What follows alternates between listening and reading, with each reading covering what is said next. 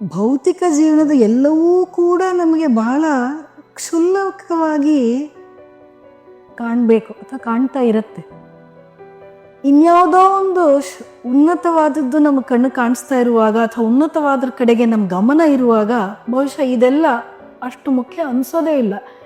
ಇದನ್ನು ಮನಸ್ಸಿನಲ್ಲಿ ಆಸೆ ಬಂದು ನಾವು ಅದನ್ನು ತಡೆದು ಹಿಡಿದು ಅದನ್ನು ದೂರ ಮಾಡ್ತಾ ಇರ್ತೀವಿ ಅಂತೇನಲ್ಲ. ಈಗ ಬಣ್ಣ ಬಣ್ಣದ ಬಟ್ಟೆಗಳನ್ನು ನೋಡಿದಾಗ ಆ ಕಡೆ ಆಕರ್ಷಣೆಯೇ ಸಹಜವಾಗಿ ಉಂಟಾಗ ಅದು ಬೇಡ ಅನ್ಸಿದ್ಮೇಲೆ ಈ ಜೀವನಕ್ಕೆ ಬಂದಿರ್ತೀವಿ. ಹಾಗಾಗಿ ಆ ಕಡೆ ಆಕರ್ಷಣೆ ಭಾಳ ಕಡಿಮೆ. ಹಾಗೆಯೇ ಕೂದಲು ಸನ್ಯಾಸ ಜೀವನದಲ್ಲಿ ಈ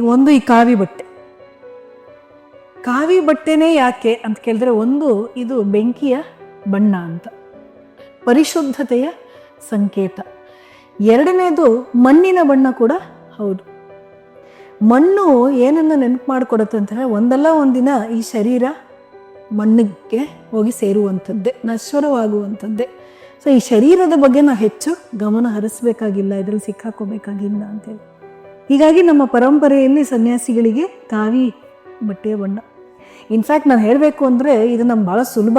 ಯಾಕಂದರೆ ಎಷ್ಟೋ ಜನ ಯಾವ ಬಟ್ಟೆ ಹಾಕೋಬೇಕು ಅಂತ ತಲೆ ಕೆಸ್ಕೋತಾ ಇರ್ತಾರೆ, ಇವತ್ತು ಯಾವ ಬಟ್ಟೆ ಹಾಕ್ಕೊಳ್ಳಿ ಇವತ್ತು ಅಂತೇಳಿ. ನಮ್ಗೆ ಚಿಂತೆಯೇ ಇಲ್ಲ, ಪ್ರತಿದಿನ ಒಂದೇ ಇರೋದ್ರಿಂದ ಅದ್ರ ಬಗ್ಗೆ ನಾವು ತಲೆ ಕೆಸ್ಕೋ ಅವಶ್ಯಕತೆ ಇಲ್ಲ. ನಾನು ತಮಾಷೆ ಮಾಡ್ತಾ ಇರ್ತೀನಿ ಇವತ್ತು.